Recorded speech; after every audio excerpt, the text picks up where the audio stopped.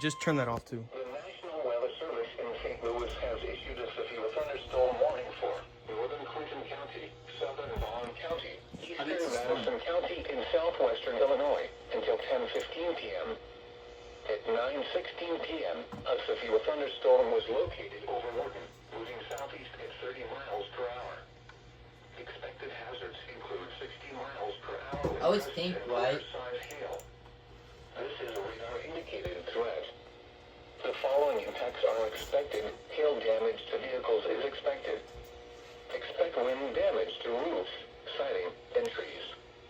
Locations impacted include Highland, Staunton, Breeze, Carlisle, Trenton, Aviston, St. Rose, St. Jacob, Wharton, Beckenmeyer, Marine, Livingston, Pocahontas, Alhambra, Henalco, Beaver Creek, Boulder, Jamestown, Hamel, and Durham. This includes the following highways: Interstate 70 in Illinois between exits 21 and 41. Interstate 55 in Illinois between exits 30 and 37. This also includes Carlisle Lake Recreational Area. Remain alert for a possible tornado. Tornadoes can develop quickly from severe thunderstorms.